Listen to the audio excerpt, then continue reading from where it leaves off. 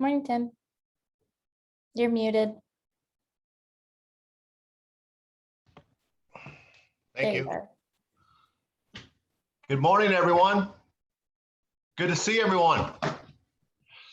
So this will be our last weekly meeting. We're gonna have some follow-up meetings that I'll talk about a little later. So I think for the last meeting, I'd like to, kind of go around the horn to each association and person and just do a touch base. I'm glad to see that Terry's on. I was gonna try to talk about lessons learned as she's sending kids back to school. So I'll give you some time to think about that, Terry. But I think it's really interesting to get a fresh perspective of what happens when we're going back to when you're trying to get kids back to school after your tragedy. So, but let's start off with our friends from CDE. Juan, you want to you're the leadoff hitter. Giants won again, Dodgers lost. It's been a good night last night. Well, I don't know about that, Tim, but no, just a really quick update. I think everybody is well aware that the operations at the state level are switching, not entirely, but mostly from response to recovery, in terms of the efforts. Now, that doesn't mean that there's going to be an end to the support. It continues just under the recovery process for a lot of the areas, not all of them, right? But in terms of the overall state operations, it's quickly shifting to recovery. That being said, I do want to remind folks that we know and we're well aware that recovery takes a while and takes a long time, and there's additional support that could happen along the way, and we still are here to help support your needs. So it's not just response efforts that we focus on. We like to focus on all the areas of emergency management, including preparedness, response, recovery, mitigation. So things are shifting, but the support does not stop. And just wanted to send a quick note on that. And I'm going to hand it over to Joe and Jake to see if they have any other updates. Yeah, thank you for that, Juan. And as Juan says, recovery it's not the exciting time that response is, but it is a very important time. It's the time to get everybody back to where they were, pre-disaster. And part of what we do there is we work with schools and get them into grants, because there's lots of grant funding out there that's specifically for recovery that schools are eligible for. So there are a few that I kind of want to bring up today, because I know, Tim, you expressed some interest in talking about these and sharing these with school districts. So I'll bring up, there's 4 major ones that I can think of off the top of my head right now. One of them is public assistance. It's called the Public Assistance Grant. It's run through Cal OES recovery.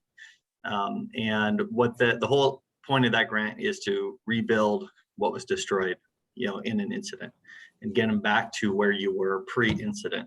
And there are some mitigation activities you can do in there that will make things better than they were pre-incident. It's not a super fast process. So I know when people, want to recover, they want to recover quickly. But there's a lot of paperwork that needs to be done. There's a lot of kind of hurdles that need to be jumped over.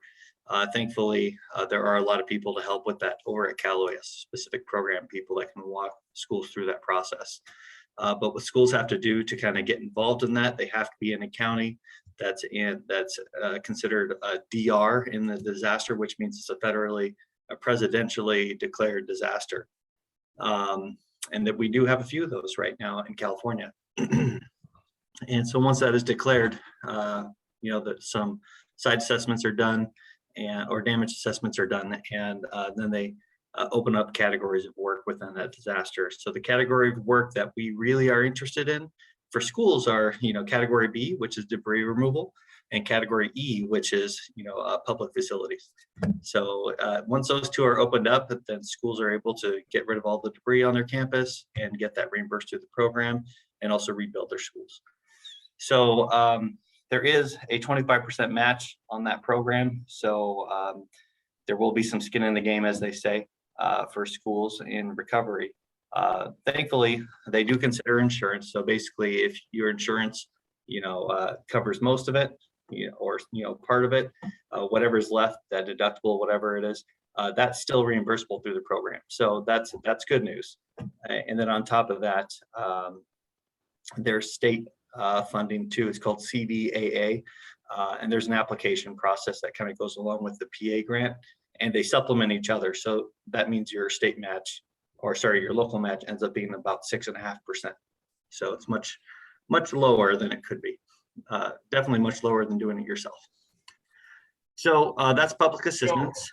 Joe, Yes. can we take a quick pause? And I apologize, but Ken Burkhardt is here from Pope Valley up in Napa, and he's actually has to teach on Thursday because of staffing Sure. challenges. I just had him jump on real quick so you can get back teaching. What are you teaching, Ken? What grade level are you teaching? Kindergarten? I have second and third grade. I teach Mondays, Thursdays, and Fridays. I'm sorry. That must be so hard as a soup. But Ken, I thank you for getting on here. And we've been asking people what they learned from a fire, and you're one of the people. You and Tom Taylor from Paradise are the two people that scared me to death. As you went back, his area was catching on fire. Got very close to his school, and he decided to go back in and be a superhero, get all the student records. As he was driving away, the fire was following his car pretty closely. So I'll never forget that night, Ken. That was a heroic thing for you. I don't know if it was the smartest thing, but I'll give you credit for stepping up. But since the fire, why don't you tell when your fires were, and then how's it affected your community years later? And let me close the door real quick. I've got noise outside. Hold on. No problem. So Pope Valley's Napa County, but you're pretty much on the border of Lake County, correct? right, we're in the northeast Napa County, Lake Berryessa area. Our entire community our entire school district, the entire boundary was evacuated for the LMU fire. And that was our, I don't know, fourth fire in 6 years or something. It was ridiculous. We keep having fires. And then, so we were evacuated immediately, and this was before school started. And it was just a nightmare. Fortunately, we didn't lose any houses in this situation, but because we're basic aid district, our biggest concern was property values going down. There were some homes that were destroyed in our community, but it looks like none of our kids or staff this time. So it looks like we're okay with that, but we did have some homes down, and that did affect our property values. That did affect our revenue sources a little bit. Not too bad though.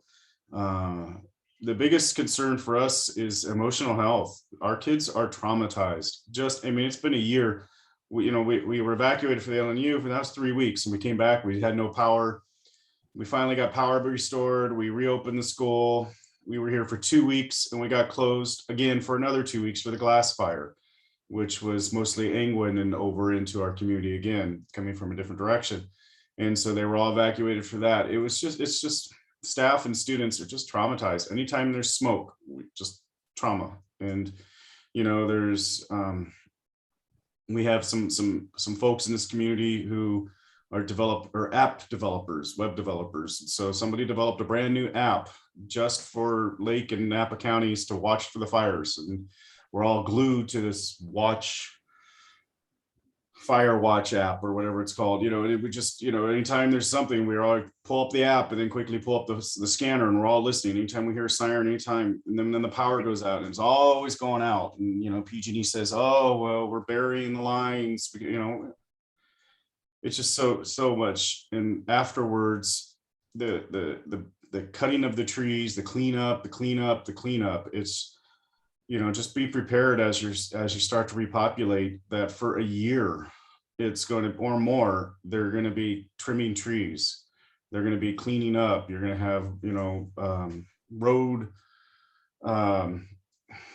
guardrails that need to be replaced. I've got my school bus driving through a canyon, and there's still no guardrails. Not like this guardrail is going to do much for school bus, but it's just, it's just one of those things. It's just, yeah, it's just traumatizing for everybody. And so if anything can be done, it would be getting some counseling, just having somebody just to sit and talk, just be there, and that's been our biggest problem, is that we just don't have that ability to find anybody. I can get someone online, but that's not what I need. I need someone who can just sit and, who's a trained counselor, and just sit and play softball or kickball or foursquare with the kids, just to talk.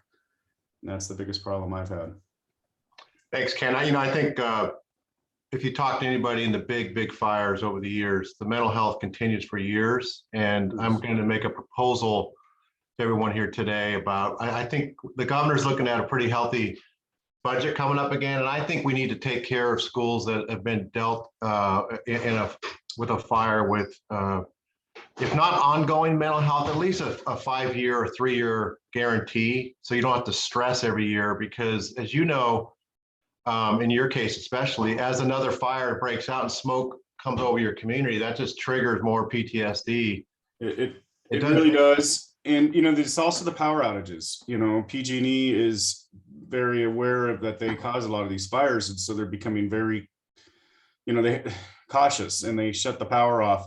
And they have the PSPS events that we're all supposedly know about, but there's not going to be a person out here who you can ask who won't agree that no, PG&E shutting off the power randomly when they anything with no warning. You know, we just had one yesterday, and the power goes off, no warning. And you know, our generator, you know, a big school generator is supposed to last maybe 7,000 to 9,000 hours.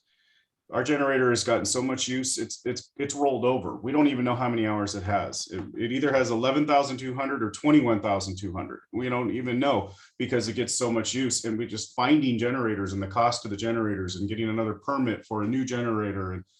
And that is a lot of red tape and a lot of problem. I mean, you know, it's $40,000 to replace a generator, plus the operational costs of using a generator, which is very expensive. And, you know, that, for schools, Tim, that's a big deal, you know. And if without, I mean, I can run a school without lights, that's fine. I can't run a school when there's no water. And if our water system is pumped, because we have our own water treatment and our own pumps from a generator, I can't run a school without a fire alarm, you know, or not for very long at least. And so, and if the generator starts to fail, that's where we can need some more technical assistance at the state level, is making sure that the schools have the basic operational plant assistance. And, you know, a small necessary school, or I'm not small necessary in basic aid, but there are a lot of small necessary schools that cannot afford a $40,000 generator, and they never even thought about needing one 4 years ago.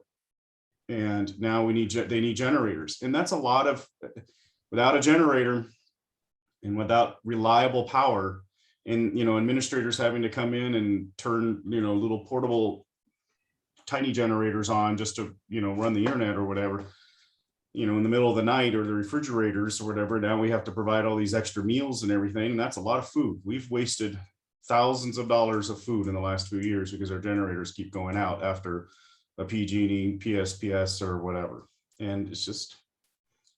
Well, the water issue is not, I see Terry Rufford just joined us from Tulare, and he was out of water yesterday too. And it's tragic to hear what you're going through. And Ken, one last question I have for you. And I don't want to be the Grim Reaper, but I always say when the fire is burning, that's not the toughest stage. The toughest stage is as you try to recover and restore. Do you find a year later it's as tough as the day you're in the car moving away? I mean, it just seems like it's complicated even more to get people back to being well and recovery. You know, 6 years ago we had, I don't remember which fire, 5 years. We keep having fires. And I remember 5 or 6 years ago, I was interviewed by the TV news and out of San Francisco, all 4 stations. They came out and they interviewed us because we had been closed for a week, and we were reopening. And that was a big deal. It was like, oh my gosh, a school that's been closed for a week and they're reopening because of a fire. And I remember being interviewed and saying, you know, these kids, they're going to remember this for the rest of their lives. You know, that week that they had no school. You know, when I was growing up, I had one day where we had no school because of bad weather, one. And I remember it, you know, I could tell you where I was when I found out I had no school in the 11th grade. That was great. But that's nothing. That I remember looking back on how naive I was, because that was the beginning of all these fires. And it just keeps happening, Since that 5-day, I mean, my J13A is insane. It's insane. I had 156 school days last year. And I used that included my 5 recovery days. So, you know, I said, you know, we have to go up. So this year we calendared 185 of regular school days plus another 5 of recovery days. So I put 190 school days on the calendar, and I'll be happy if I can get 180. Yeah. You know, and we're paying for 185 now. And that's our plan, because it's like, if we can get 185, we can just keep with 185, that'll compensate for all the years where we're much less. But it's every year. And with, you add COVID and you add all these other things. I can't tell you, Tim, if it gets better after the fires, because there's always another fire. Yeah. And it's just always another fire. And, we can't complain. I mean, we can't do anything about that. I mean, we can't change the weather. We can't change the climate change, but what we can do is make sure that, we're safe for the kids, and we're open for the kids as much as humanly possible. And our staff, almost all of my staff, including me, live in this community. And, I have one staff member who commutes from Napa 45, 50 minutes away. And the rest of us are all right here. And we need it too. We need the emotional help. We need the support. And, when we come to school, I mean, yesterday the power went out in the middle of the school day, right at lunch. The kids didn't even know the power went out because it went out at lunchtime while they were on the playground. And the generator kicks in, it does its thing, and the staff conversation in the lunchroom went from, oh yeah, it's going to be great, we're gonna have math night tonight, it's going to be great, it's going to be so excited, we're excited, to, oh, here we go again. And and it was a nice clear day, no wind, no nothing. Why'd the power go out?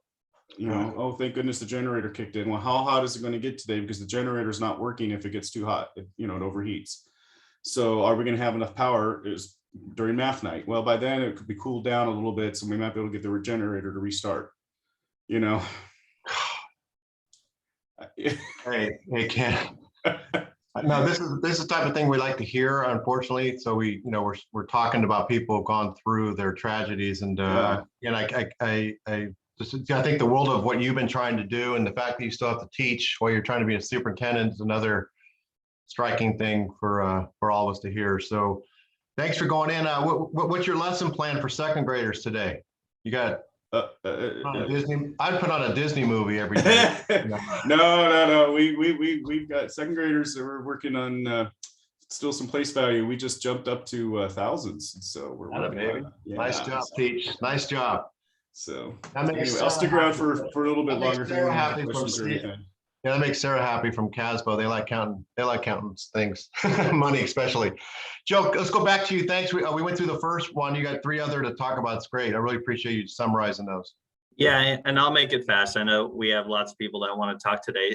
So just kind of address what Mr. Burkhart was just talking about was the mental health services that you can access. So there is a non-brick and mortar grant, which is called Project Serve. So many of you may know about this already, but this is something that it's direct to the feds, from the LEA level to the feds.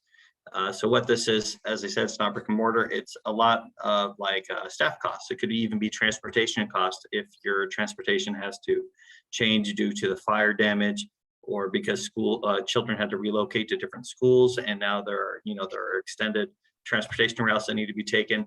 Those costs can be captured within Project Serve. But most importantly, you can have the mental health services there too. So this isn't a super long-term grant, but it does kick in pretty quickly. Usually they wait until the event is over, so that way they know the extent of the disaster, but they are for counties that have a presidential declaration as well. So that DR status, like I mentioned earlier. So with this, if you are interested in applying to Project Serve and getting some of these mental health services, that's something that I can definitely hook you up with. The federal folks at the Department of Education on the federal level. So that's one of them. Another one is individual assistance. This is also run through Cal OES, but it is not for schools specifically, but it is for the community. And I know schools are a hub of the community, so this is a really important thing for you to know. So this individual assistance, what they do, they can help with food, jobs, set you up with American Red Cross, and help with getting records back and all that stuff. They're basically kind of a hub for all the services that families need and small businesses need to recover from a fire immediately. So that's definitely one avenue there. And then the last one I want to talk about is hazard mitigation. And hazard mitigation is definitely more of a long-term thing. And this is something, if you're getting hit by fires every year, there's definitely risk in your area for fires. You can mitigate the risk of damage to, life and property through this grant by upgrading, anything in your facilities to reduce the impact of those fires. So generators are allowed in that grant. There is a very,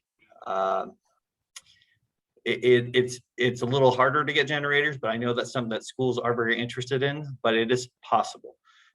So that's something, if you're interested in, talk to me and I'll set you up with the right people and I'll kind of explain more about that grant to you. There is a match associated with that, and that is a 25% cost share on your side. So whatever project you decide to do, just keep that in mind. There will be, that 25% you have to take care of. And that could take a couple of years to get in place, just because of the application process. It is typically competitive, but right now I just talked to them and they say they have plenty of money and they want schools to apply, and they don't have a lot of school applicants. So that's definitely something, an avenue for all schools. Anybody here and anybody that is interested, just let me know and we'll start working on that. And that's everything I got. So thank you, Tim. If anybody has any questions, just I'm open to answer them. Well, not a question, but Tasha Davenport from CASMA and I talked, as you remember, last week and in between. I do think we should host like a couple-hour webinar to kind of break those down and actually maybe bring in some approved applications, Joe, and some leaders that have put it together, especially those CBOs that work with their superintendents. So give me a week or two to set a date. But I think all four of those are very valuable. And between the associations, we can get I think, the right people to come that don't know about all those. So great job. And I think, besides those four, I think we need to see what's not being filled in with those four that we can ask the state to fund with their reserve that they have. I think it's very important. Okay, so thanks, Joe. What about you, Jake? What's how's my sequoias doing? They protecting my trees over there? Always. They're getting protected. I don't know if you saw that the General Sherman, the largest tree, they wrapped it. So they did some mitigation efforts to protect it, which was pretty interesting. The forethought that's going into how we conserve, during fires is really, really heartening. We as a state, unfortunately, we've been subjected to it so much that now it's become almost a natural thought process of how am I going to prepare for fires this year, which is a good thing and a bad thing. It's a bad thing that we have to live like that. It's a good thing that we're adapting as a society, which I don't really have much to say today. Fires are winding down. PSPS is going to kick back up. I don't know if you all remember, but right around this time last year is when it kicked into high gear. What are some things that you could do in order to prepare for public safety power shutoff? Well, there's a couple of things. First thing that you can do is prepare yourself. Individual preparedness is where it starts. That's encouraging your staff to have their house in order, having food supply, backup food supply, alternate cooking sources. If they have pumps, alternate water sources, encouraging the individual preparedness for your staff and for your students. There in the state of California, there is a curriculum that was developed jointly between Cal OES and the California Department of Education and one of the school districts here in the state of California. And it's called Preparedness Ambassadors. And it helps teach fourth grade students how to prepare for disasters and turns them into preparedness ambassadors for your school and for your community. And that's available on Cal OES's website. I can drop the link in the chat, which I will do right now. And Jay, do you have any examples of schools that are implemented that? That's a heck of an idea. Brand new. It's brand new. Oh, cool. It's literally within the past couple months, it's come out. Yeah. And it comes with, you get a teacher guide, a student guide, supplies. It's got videos that goes along with the curriculum. It's really a well thought out, amazing program. And your fourth graders are going to be teaching your entire school community about how to prepare for disasters. It's pretty cool. Yeah. Yeah, they have a program for energy like that where kids can go around and monitor the energy through a central location, and then they go out with their clipboard and cite teachers for leaving their computers on at night. You don't want those kids coming down the hall because I think they have a little kitty where the teacher has to do more bus duty. They break the rules. So good stuff. I'd love to look through that and promote that. That's a really Yeah, good it really idea. is. If you all know Lynn Olson, it's Lynn Olson's baby. She has Oh, poured her wow. heart and soul into this thing. So yeah, check it out and enjoy it. If you have any questions, feel free to send me an email and I can connect you with Lynn and Nick over at the over at Cal OES. And we're here, we're monitoring PSPS impacts. Again, if you haven't heard about SIRS and you haven't taken the SIRS training, the school's emergency reporting system training, and you're not utilizing that to let us know about your public safety power shutoff days, start doing that. I'm also going to drop that link for the LAA for our website to sign up for the SIRS training. I'll put that in the chat as well. And that's all I got today. Yeah, Jake, the only thing I wanted to add to everyone, I saw California 4 did get their $880 million for wildfire prevention funding. I don't know if you saw that.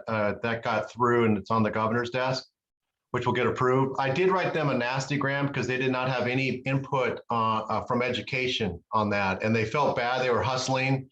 I did recommend, Juan, that someone from CDE and a superintendent or staff be on that committee with that 800 million, because part of that money is like, big chunk is for community impact to get the community back on their feet. And it's the same stuff Ken's talking about is, most of these small towns, the school is the town, right? So why we weren't in on that, and they had all kinds of like interesting people on there, and they got it through. But that's a big chunk of money, and I think that's 5 or 10 year money. By the way, that's a pretty big thing to not only prevent the fires, but do some other work. So I'll keep you guys in the loop on that.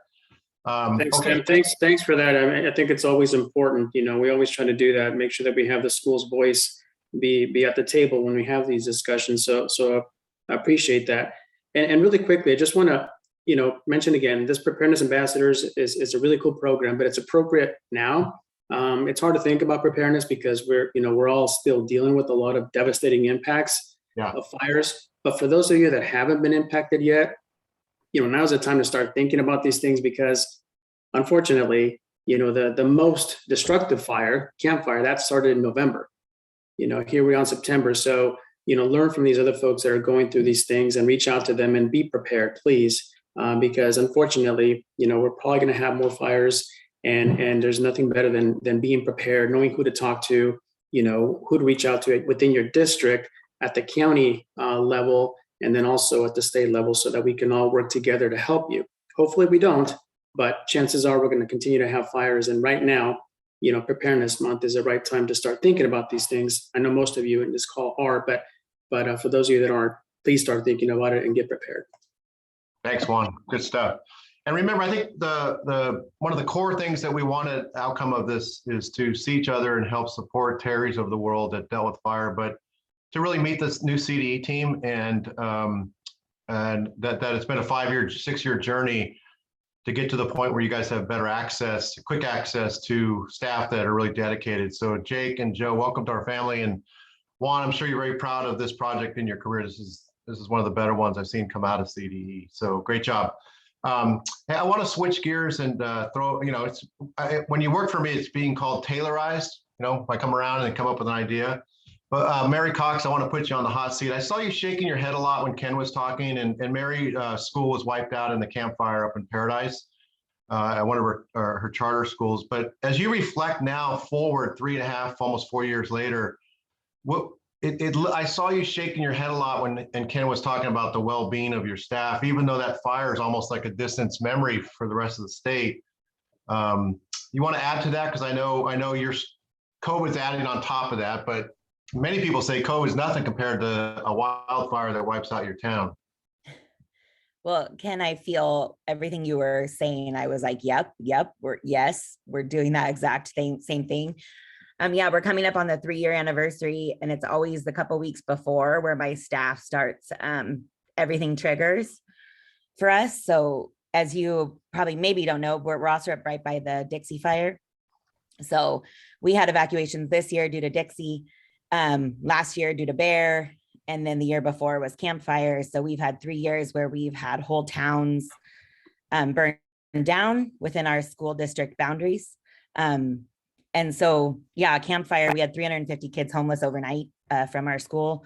That was just my school. That was not all of the schools within the town, but the mental health still continues. We have a 20-hour a week, what we call a campfire counselor, who's still on our campus, still working with our kids, students, and families. It's not enough. We're keep trying to get more, but as I think many of you know, getting mental health support is extremely difficult, especially in rural areas. And we have Chico State right in our next door to us, and we can't even get enough interns into our schools still. Yeah, the fires are piling on. Ken, I heard you mention when it's smoky out, and it's almost like our community has become a little numb to it. But then when the sky is blue again, believe it or not, that's like an abnormal day right now to have a blue sky. Then everyone talks about it. How, oh my gosh, you can see the sun is not yellow. So it's definitely incredibly impactful still. COVID did not help, is not helping. But we continue. We've added school social workers. We've added mental health support and SEL teams and multi-tiered supports for SEL. But really, it's a community-wide concern. We still have a lot of homeless people in our community due to the campfire, and now we're on 3 years of that. So yeah, I don't know what else you want me to address, Tim, but for sure I think that's it. mental health is right there. Yeah, and I think Mary, on top of everything, you have a dynamic admin team who's super strong, but you can't 3 years of stress and then COVID on top of it obviously is dangerous. And I think you can hear it in Ken's voice too, that you can only hold that intense stress for so long, and then when there's more power outages, smoke, and all that makes it tough. And I think all of us, including you, Terry, you got to make sure you keep checking your team and yourself, because there's some lonely days out there. And Mary, I appreciate you thinking of your team, because they've held the weight of the world on themselves for 3-4 years. Well, thanks for being here, Mary. I appreciate it. Terry, before we go into breakout, I just wanted to say, as we reflect back on the last 8 weeks, we're very proud you're still breathing, right? That's good. But now that you're moving kids back into school, any tips or lessons we can share with we're recording this, so it's good always to hear something that's going on. Obviously, I think when there's cheerleaders and football, that's great, but how's the transition going in? Is there anything we can do to help you, over the next couple of weeks up through the holidays? Tim, I would say the transition is going as smoothly as it possibly can. I just can't thank all of you who have reached out and been support. I'm thinking, Tim, you called right at a certain time a cabinet was meeting, and you told us what we didn't know. And then Kendra was there, and the 3 J's to assist us. And I'm really proud of the work that the team has done moving forward. I think that from my perspective, Plumas County is a very big county with 4 unique communities that all have different needs, and trying to meet the needs of all of your staff. When you have schools starting at 4 different times within a county, that's typically used to everybody starting on the same day. You really have to be sensitive. And unfortunately, we've had Matt Redham available to us, and he has been truly amazing. And 6 months ago, prior to all of this, just because of COVID, we were wise enough to have Elena Aguilar as our keynote speaker and welcome back to school, and about adult resiliency. And it was certainly an help for those that were not in the trauma that half of our community was dealing with. But by the time we ended up, after school was supposed to start with the Dixie Fire, the other half of our county was then in that same place of being traumatized by the fire and the evacuation orders and all of those alerts going out. So I think being sensitive to all of the different groups, you want to deal with those that are traumatized, but then you still are wanting to deal with those who are ready to go and meet the needs of kids and, sports and athletics. And now with all of the testing needs of our staff and volunteers, coaches, overnight field trips, and the games that are taking place leaving the county. It just is a big load to carry, as all of you know. So relying on your team members and having that help from whoever is willing to provide that support is so important. I would just like to, right now we're anticipating winter weather and really mudslides and, road closures. So we're working hard to look forward and make certain we have a plan in place, plan A, plan B, plan C, but to bring that calm presence that people are assured that we know what we're going to do in a given circumstance. And even when you don't, you fake it till you make it, right? Lastly is that intense stress. I would agree with you, Tim. I'm listening to a book right now. It's called The Body Keeps the Score. And this is my 7th year of being a county and district superintendent. And I would say that my body is keeping the score. And sometimes you're not even aware of how hot the water is getting until it's boiling. And so you do have to have the people around you to say, time out, and to take that time for yourself, because it's so important. Thank you all for listening. I'm going to get that book. And if anybody like a copy of it, just email Taylor and we'll send it out to you guys. That is spot on what's going on, and appreciate it. Hey, Annette, before I switch it over to Kendra, do you want to, how's it going with the transition? Are kids having a good time at school? And yeah, we're doing pretty well. Can you hear me okay? Yeah. Yeah, we're doing pretty well. We have, I think we've settled into what our enrollment is going to be. And so we have about 8% of our students who enrolled somewhere else, may have gone out of state as well. And so we have our satellite stops where we're sending transportation out to, can you hear me? Yeah. Yes. Sorry. Yeah, totally. Yeah, we have our bus going out and picking up students at satellite stops, and they're coming from outside of our district, outside of our county even, to stay connected to school. And we have some children still in virtual instruction because they are still trying to get back close enough to attend in person. And they opened up Grizzly Flat. They opened it up to, Cool. you don't even need a permit anymore to go up there. So, and we've been working closely. We're very grateful for Joe and Juan and Jake in terms of, and John Gordon has also from facilities been supporting us and helping us with the steps to move forward, just to be able to do things in the right sequence, and then to be able to communicate in generalities to our families so they know we're working on things, but there's a process. So we're good. Remember I said, don't ever say you're great, right?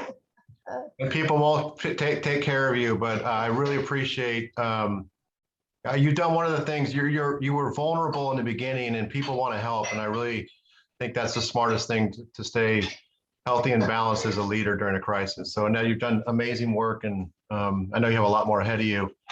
We got to rebuild that school. So that's going to be fun. Can't wait to cut the ribbon. Yeah, I'm going to switch it over to Kendra. Before I do that, let's have a little fun. Who has a better background, Taylor or Kendra? They both have like the chalkboard thing. You know who I'm going to vote for, but in the chat, put your vote in, and the winner gets what about a $5 gift card at Starbucks? Kendra, don't be bribing people on the text, okay? I'm gonna say Kendra did a good job. Kendra's always looking good there in the background, so let's vote. I Kendra, pulled inspiration from Kendra though, so I think Kendra automatically wins because you inspired me. I gotta give the credit where it is deserved. What did I hire? Taylor, No. you're so Taylor, I'm gonna buy you a Starbucks or coffee for that. So thank you. That's teamwork right there. I mean, I do have an embarrassing first grade photo on hand where I'm missing teeth. So, you know, I love it. Taylor, I do love your background. I was actually, when I saw it switch, I was like, oh, that's really cute. So healthy competition. If anybody votes for Kendra, I'm going to mute you for the rest of your life. No, just kidding. I don't even know why I log into these anymore. Well, I have just a couple quick, can I go, or are we still trying to divide the team here? You good? Go ahead. Okay. Go ahead. So I wanted to point out, because it was so great to hear Terry speak, and they're on the road and there's opening schools, and that's exciting. Same with Annette. So that's just wonderful to hear those updates and see some smiles and maybe a little more relief on your face. But I know, you know, we're here to support you. I know the journey's still long, but this week, Terry and actually a counselor, I think it was from Colfax, was featured in a report, a national report that went out about climate change. And it talked nationally about, for California specifically, it was about wildfires, but nationally, you know, the tornadoes, the flooding, the hurricanes, all the things that are happening, and how climate change is affecting our ability to keep schools open safely, and what it's doing to kids living in these areas that are being hit and their mental health. It's an incredible report. I'm going to put the link in the chat. I'm putting it to the Hetchinger report, which is the group that wrote it, but they're partnered with USA Today. So it was actually featured in USA Today, but if I put that link, it's behind a paywall. So just want you to check that out, because Terry was featured in that, which is great. And obviously, you know, under terrible circumstances, but a nice little clip on that. I also wanted to just make a quick announcement for the district folks that are on here, and county folks, you should know this, but CSESA received a large in-kind donation opportunity for supplies that could be really helpful to offset costs, whether it be for wildfires or even continuing COVID pandemic related needs. And it's sanitary wipes, KN95s, hand sanitizer, cloth face masks, PVC gowns, standard N95s with exhalation valves by the pallet. So we are doing an order form right now. So if you're a district, make sure your county knows what you want. And if you're a county, you know, please be receptive that there are needs out there that, and we want to take advantage of this wonderful opportunity. There is nothing tied to it. It's completely free. And, you know, stock up. It will be delivered by the end of the calendar year. So if it's an immediate need, you might need to go look at, you know, get some other things in place. But to really kind of look long term, you can basically put your wish list on there, because they have them by the pallet. And so we'll be coordinating with this donor and our county offices for delivery and distribution, but just wanted to make sure that was out there. We're very excited about that opportunity.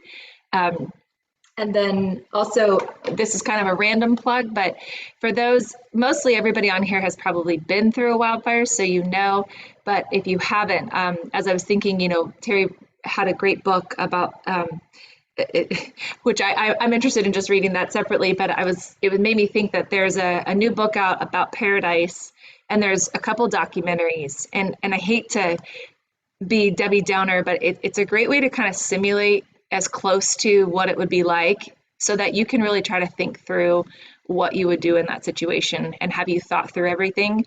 So the Paradise documentary Ron Howard did, the famous Ron Howard, he might be your Archie, so Archie Bunker, he might be your Armageddon director, he might be, you know, all the different eras of Ron Howard, but he had family from Paradise, so he took special note to that area.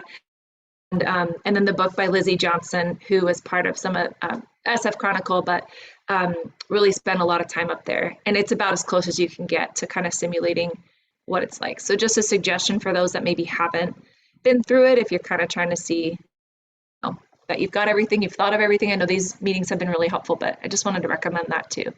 Thank you. Thanks, Kendra. Appreciate it. And thanks for getting those donations. That's great. That's good stuff. And I think the last thing I want to do is kind of I want to go into a breakout, you guys. Does anybody else have an announcement? Excuse me, I want to be respectful of that. Does anybody want to say anything, have an announcement? To the other associations, SSDA is always one step ahead of you. We're hosting our first happy hour where we send 2 bottles of sparkling wine champagne to 50 of our members' house and we learn about champagne. So I know CSS says it's too cheap to do things like that, but too bad. But we try to keep it light and try to help our members have some fun. I'm sure champagne's never been delivered to Baker, California. So this will be interesting when the Amazon guy or the UPS guy goes out there. So that's one announcement from us. I'd like to go into end the last 12 minutes, go into breakout and have someone record. We'll go into three, maybe 4 breakouts, Taylor. And here's what I'd like us to do. Is there anything else we can think about doing for people now that we're not going to meet weekly? And I think the funding one's good. Probably something around a mental health webinar for everyone would be great. And then lastly, what do we need to fill in the gaps long-term and ask the governor to fund, right? So we have all of our top legislative advocates here. And I think anything we can give them, we need to backwards map the January 10th and also the May revise. But one of my big things is to fund a team that can support CDE and get out to sites that has a public information officer, county soup, and others to work with folks. Terry had to rely, kind of start out with me and then others, but we should have a team, a response team to work with CDE that's funded. That's one of my big goals for this. But I think, is there anything else? If there's a thing like maybe ongoing funding for mental health or generators, or I don't know what it is. Let's talk about that. So the 2 things, are anything else we can do for you, CDE, SSDA, and all the associations? And 2, what would be a wish list to help you guys? So let's just break off and it'll be random and we'll put our legislative advocates to work. Barrett's had his feet up on the desk, for months, just kicking back. It's been easy for him. Yeah, I need something to do. All I have to do is say independent study and Barrett starts shaking like a addict. He's just not good. You got Edgar to turn his video on, so that's so. I'm with you, Kendra. I don't know why I logged into this. Yeah, I'm sorry. Hey, let's go into breakout, and if someone can report back, send me some notes, or send Taylor some notes. We appreciate it. I've really enjoyed these meetings. They've been very powerful. And I really appreciate the Derek Coopers and others of the world that's come on to help talk about their experiences. And maybe that's something we look at down the line in a month, maybe have another reunion as the fires go out to help you guys out. So Terry and Ned, it's always so great to see you, and hang in there, and please call us if you need anything. To anybody here and to all the associations, Aaron and Kendra and all you guys, thanks so much. I really appreciate it. Sarah, you guys are right there. And so let's go to breakout and do those 2 things.